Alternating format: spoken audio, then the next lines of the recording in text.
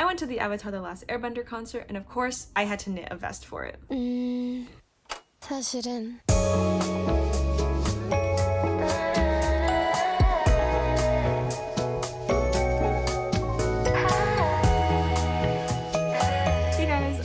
Welcome back to my channel. For this video, I want to show you guys my design process of how I created this vest for the Avatar: The Last Airbender concert. I'm a huge Avatar: The Last Airbender fan. As you can probably tell, this is, I think, my third video related to Avatar, but it's my favorite show of all time, and when I learned that there was a concert dedicated to the music, I immediately bought the tickets. Anyways, let's get into the design process of this vest. So one of the first things I like to do when I'm designing a pattern is trying to figure out what kind of silhouette I'm going for. So because I'm wearing this with a specific dress, I'm going to look at what elements of the dress I still want to preserve while having something on top of it. So this is the dress. You can see that there's kind of this V-neck or like heart-shaped neckline. I want to keep this, so I'm probably gonna go for a vest that's a V-neck rather than one that's a scoop neck. The waist on this dress is also pretty high up, and I can kind of see here that there's a line for where the rest of the skirt starts. This is probably where I'm going to end the vest, so it's going to be quite cropped. The next thing I like to do is look at kind of existing things I have in my closet that closely resemble the thing I want to make. So I have a couple other vest patterns that I've actually made in the past, and I'm going to take a look and see if the silhouette of those vests are going to be similar to the one I want to make. So here's the first vest. This is already kind of a no for the neckline because I don't want a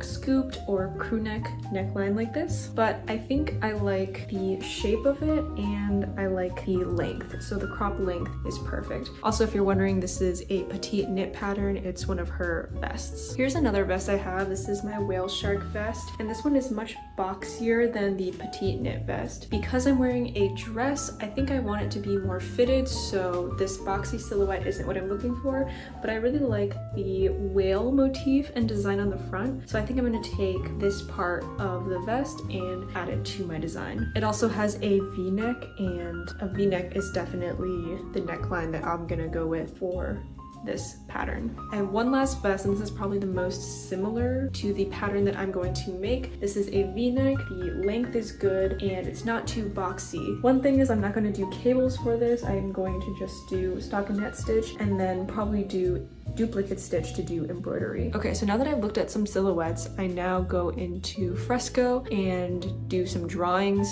to sketch up some of my ideas, particularly to look at some of the colors that I'm interested in. Okay, so I went into Adobe Fresco and I drew out my kind of design that I'm thinking of doing. So like I said before, a V-neck, the appa in the middle kind of cropped, and then these are the colors that I'm thinking of. This could change based off of what I think looks good with the dress, but this is where we're at right now. I took this appa pixel art design from Google. I'll put a link to the actual artist's name down below, but this might change as well depending on kind of the dimensions of the shirt, but I think I'm pretty happy with this design. The only thing I might change is where the appa is. I might make him a little bit smaller and put him in one of the corners, either on the left side or the right side of the vest, probably the left side. It kind of depends on how noticeable I want appa to be. But for now, this is my design, and now I'm gonna start looking into some yarns that I want to use for this project. So I went out the other day and bought some yarn from my local yarn store for this project, and I'm gonna show you guys what I picked up real quick. So I pretty much found the perfect colors that I was looking for. The first one I got is this Plymouth yarn. This is the baby alpaca worsted weight yarn in the color 100 natural, and I got 2 hanks of this. These were both 100 grams each. This should be more than enough, I think, to finish the vest. For the ribbing, I got the Barocco Vintage DK yarn. This one is $211.97. It's just the sky blue color, which I'm going to use for the ribbing. This one is a different weight than the rest of the yarn that I got, but because I'm using it for ribbing, I'm hoping that it'll be okay. And honestly, just looking at the yarns side by side, they look very, very close in weight, even though one is worsted and one is DK. So I'm going to hope it doesn't affect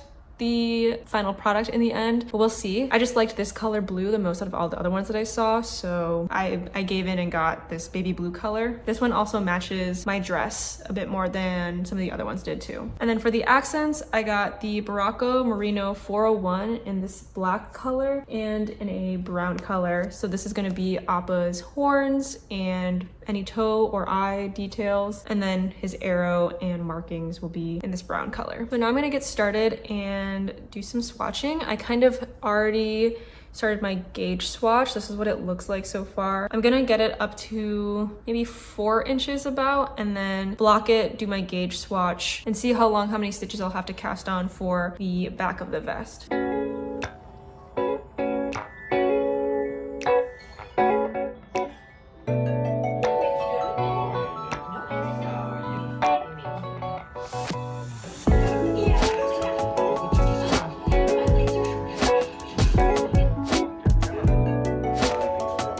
I finished making my gauge swatch and I measured out each of my stitches. Then I went into Adobe Fresco just to do some measurements and measured my back. And then I started working on the back panel. This is what it looks like so far. I'm pretty much gonna go where almost my armpits start and then do some increases. We'll see how this goes. I've never freehanded a vest before, so this will be very interesting. This is where I am so far with my design. I've basically done the back and then worked on the 2 front panels, the left and the right shoulder, and then connected it back in the middle. So I measured this vest that I've made in the past. I think this is a CL Knits pattern. I'll put the name of the pattern here if I can find it, but I'm kind of using this vest as a guide. I think this one is worked bottom up. The design of the one I'm currently working on is a little bit different, but the dimensions of this top I really like, so I'm kind of using the same dimensions as this one. So 2 things. I'm a little worried that I made the shoulders a bit short width-wise. Once I put the ribbing, I'm hoping that it won't be too thin of a shoulder strap. And my other concern is the v-neck. So I didn't do any shaping for short rows. I basically just worked the shoulders straight and then did increases to get it back to the same length as the back panel. And then I added just 1 extra stitch to mark as my center of the v-neck. I'm really hoping it's not too low. The only thing, because I do not have the tatas for a vest this low. I'm hoping that can be mainly fixed with the ribbing that I put on afterwards, and honestly I might work on the ribbing right now just to see, but otherwise this is going pretty quick. With knitting, I always feel like it's a lot more difficult for me to come up with designs and work out what I have in my head into an actual garment. So this is actually turning out better than I thought it would. Anyways, I'm gonna keep working on the body, maybe do the ribbing, and then I'll do another check-in once those are done. So I slept on it last night, and now I'm kind of thinking back on the shoulders. I think I made them too small. I am not someone that's a perfectionist. Like, I will complete a whole project and there can be a very clear mistake in it, but I won't care, I'll just finish it. But because I'm designing this myself and I'm not really using a pattern to go off of, it feels more at stake. And I really don't want to go back and unravel everything, because thinking about that makes me want to cry. I really don't want to take this apart and do it over again, but I know that once I take it apart and do it over again, I'll be a lot more satisfied, but I'll also be satisfied with finishing this project. We'll see what I do. So it's been almost a month since I've worked on this vest, and I think I just got so frustrated with having to go back and basically frog the entire shoulder part, but I've done it, I've frogged it, and now I think I'm in a better space to start thinking about this vest again. So I'm going to learn from my mistakes and make the shoulders a little bit thicker, and hopefully this time I'll have a better shaped vest. Honestly, it stressed me out thinking about having to take the shoulders apart, but with it sitting on my side table for like over a month at that point, I was honestly over it and just took it apart. I did have to redo the shoulders again multiple times though, because I kept just messing up the number of stitches that I needed, and it hurt every single time. But I think I needed that break, because before I would have like snapped my knitting needles in half if I didn't take a break. And after one shoulder was done, I basically just did the other shoulder, which was the same thing, but reversed on the increases. And then basically I just did the rest of the body. So that part was easy peasy.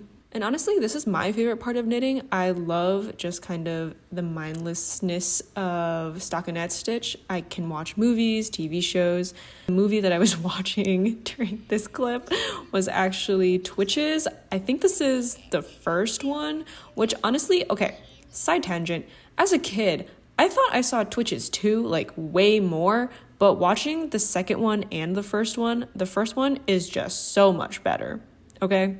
Tia and Tamara, chef kiss. Great movie. It's so cute. I also tried to knit while watching a scary movie. My roommate and I chose The Descent. Highly recommend. It's a pretty good scary movie, and my ghost face in the background was really adding to the spooky vibes.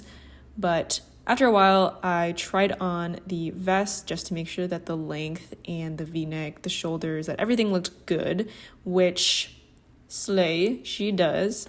And I just had to keep continuing on the body until it basically got to the bottom of my stomach. I finished my day at work and now I'm just gonna keep knitting. I've basically gotten to the part of the body where I'm just knitting in the round, and I'm just knitting it straight, no decreases. I've been trying it on as I go just to make sure the size is good, but so far seems like it's going great.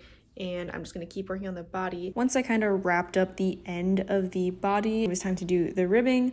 I took the blue DK weight yarn that I had, which the person in the store told me that I might have issues knitting with this DK weight yarn, even though the rest of my yarn was worsted weight. And, you know, she warned me, didn't listen to her. Not that I had issues, honestly, but you can definitely tell that it's a different weight yarn.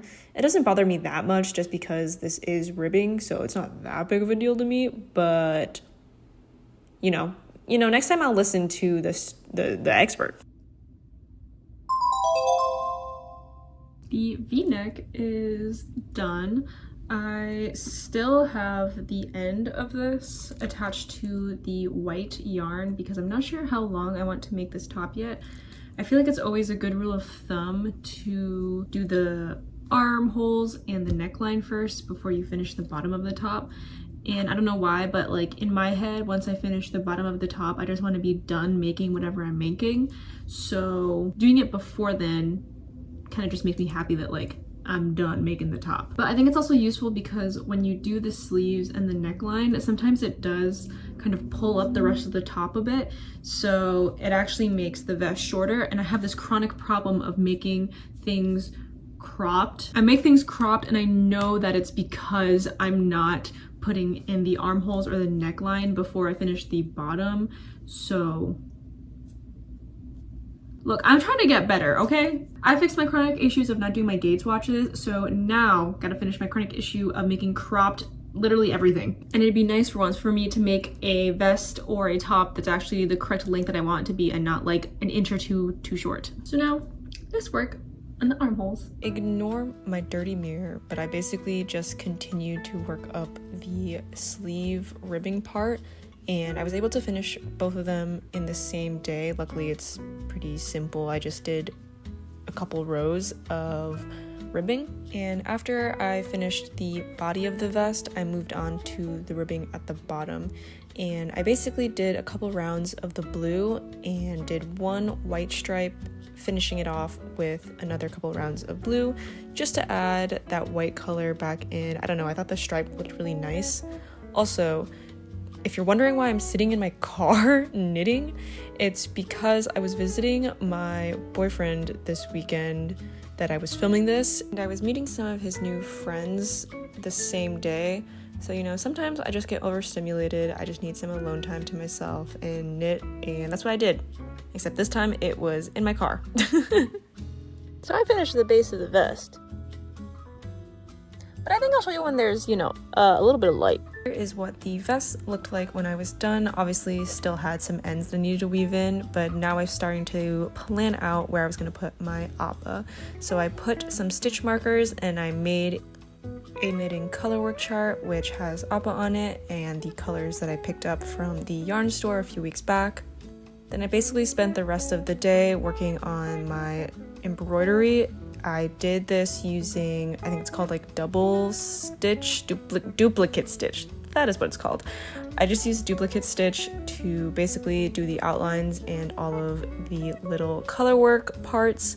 And the reason I did this is because, one, it's a lot easier for me to do this as opposed to like color work, intarsia, or Fair Isle knitting. It's just a bit more straightforward for me and a bit more mindless. Plus, I was using the base of the sweater as Appa's main color anyway, so I really just had to put in the black and brown colors for him. I finished embroidering Appa.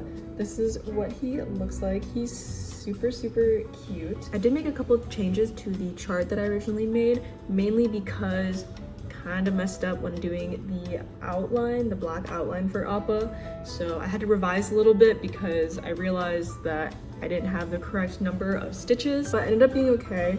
Then one major thing that I did change was his eyeball. Originally in the chart, I only did it with one stitch, and I realized that made him look like he had really weird like beady eyes. I wanted him to look a little cuter, so I decided to do 2 stitches. Don't even ask me about the inside though, because it's an absolute mess. It's honestly going to be kind of hard to weave all these ends in because for Appa, all of his white coloring is actually just the color of the vest. I didn't add another layer of yarn to him, so if I try and weave in some of the ends for the brown and the black, I'm a little bit worried that it will show through the front.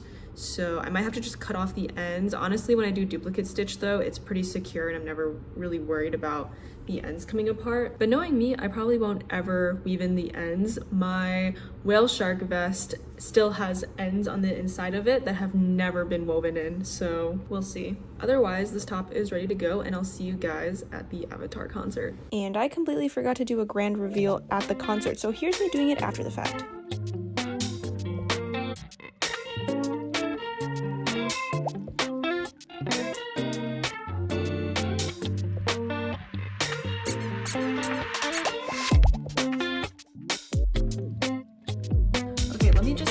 The Avatar concert was absolutely amazing. It was a wonderful experience, and 10 out of 10. I recommend you go if you can still get tickets.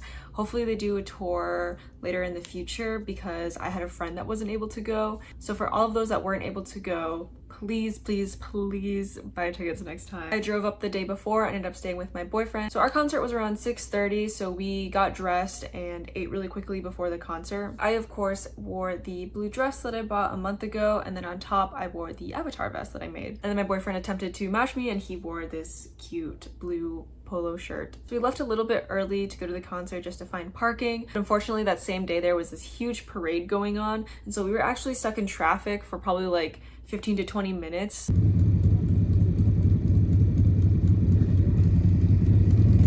I don't know about you guys, but I get really anxious with the idea of being late to something, and this is regardless of whether this is an event that I'm excited for or not excited for. I always just like to be a little bit early. The concert actually started at 6:30, but we actually walked in around 6:33, and I was so anxious that they already started the concert because while we were sitting in traffic, the thought of missing any part of the concert made me super sad, and I was like gonna cry if we were missing any part of it. But luckily we arrived before they started, and once we sat down a few minutes after, they dimmed all the lights. So the show started off with a quick introduction, and they actually in this introduction encouraged audience participation. Here's the thing, all of us on stage, we're also big fans of Avatar, so we know how exciting a moment like this can be. As such, we welcome and we encourage you to enjoy this show to your fullest extent.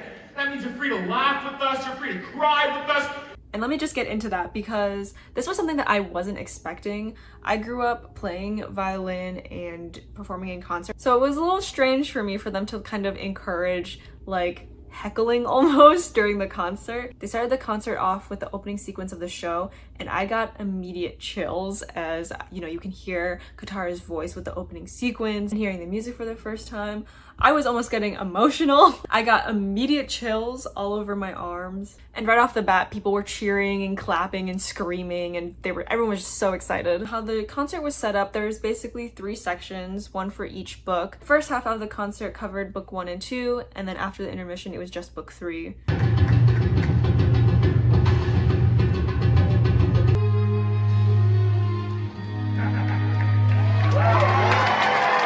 When you were in the spirit world, I sent my dragon to find you.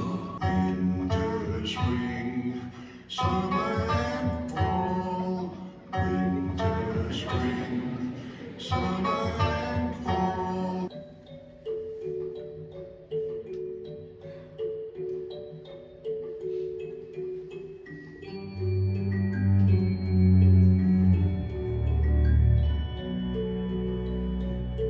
One of my favorite parts of the concert was actually such a surprise.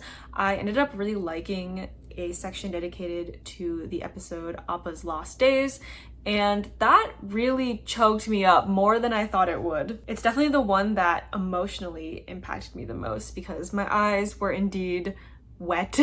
But honestly, I feel like that scene gets overlooked a lot of the times as opposed to a lot of the bigger fight scenes in book 3, like the Agni Kai between Zuko and Azula, and obviously the fight between Ozai and Aang. It felt like we were all like holding on to our breath and really allowing this emotional moment in the show to sit with us. I do want to mention our intermission as well because my boyfriend and I actually left the theater and went out into this auditorium area that had a couple bars. One thing I initially noticed was everyone's cosplays. They were so beautiful. One person was dressed as the Painted Lady. I saw a Katara and Toph cosplay, as well as someone crocheted an appa. I don't know quite what to call it. It was almost a hood that had trail down their back. It was so beautiful, and I didn't get a chance to go up and say hi to them and compliment them on their hood, but it was so cute. Another really cool thing that they added was 2 drinks to the bar. There was one mocktail which was I think called the Jasmine Dragon, which was really just lemonade with a bunch of fruity flavorings in it. And then the other drink they had was cactus juice. This had tequila, prickly pear, and lime in it. We didn't buy these drinks, but we saw other people with them and they were so pretty. There were these green and pink drinks. Being specialty drinks, they were a little bit pricier, so my boyfriend and I didn't end up getting any of it, but it was really cool that they included that, and I think that's super sweet. After coming back from intermission, everyone sat back down, and this is when we start getting into book 3. Obviously, this is the one that everyone is the most excited for. And honestly, this section was a lot shorter than book 2 even. Book 2 had a lot of music in it, but just because the nature of book 3, I think they already played through a lot of the music. So really, we only had a couple episodes really featured in book 3. One thing I'll mention is that I've seen these scenes so many times that I'm so used to hearing the music, the dialogue, the sound effects, the whole scene, all of that audio put together for the original, that during the concert, it almost felt like something was missing. While they would play some of the dialogue, they basically omitted all of the sound effects. So during the fight scenes between Azula and Zuko, I really was missing out on the sound effects of their firebending. Or if you're talking about the scene between Aang and Ozai, I was missing the audio of Aang earthbending or Ozai lightning bending. I feel like it really missed that impact, and I wish they had it into the show as well, but I completely understand why they didn't, and it's really to feature the music. The concert started to wrap up with the last few scenes of the show, and by the end, the whole audience did a standing ovation, clapping for several minutes, and it was definitely well deserved. These musicians have been touring for probably a couple weeks now, and I'm sure it's very tiring and strenuous, but at the same time, they all expressed that they were also fans of Avatar: The Last Airbender, so it also must be really exhilarating and fun for them to perform the music that they grew up listening to. After the standing ovation, they played one last song because they didn't play it earlier, and that is Secret Tunnel. Now, this was probably the cutest part of the show. They basically play a longer version of Secret Tunnel. They have basically the lyrics on the screen encouraging the audience to sing along with them. So at the end of the show, we were basically all shouting Secret Tunnel.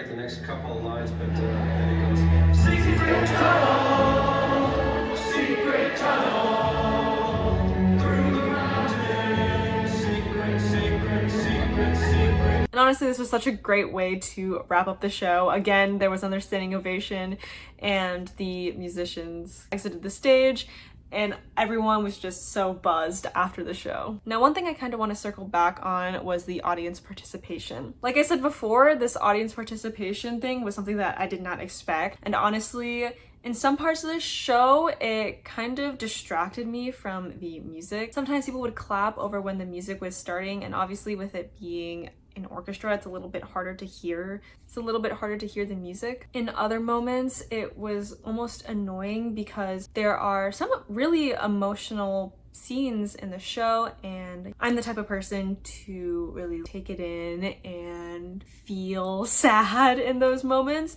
And again, it was distracting when people were shouting out like cracking jokes during a really heavy scene in the show. But at the end of the day, I just know that it's audience members that really love the show. All in all, the audience was very respectful. And of course, this was something that the musicians encouraged. So as long as the musicians were okay with it, I really don't have a problem with it either. Anyways, I'm going to wrap up this video here. I always get so excited to go to events like this, and I think it's so much fun being able to knit and crochet specific garments for these events I'm going to, as a way, one, to like hype myself up for that event, and two, have something to remember the event by. Anyways, thank you so much for watching, and I'll see you guys in my next video. Bye!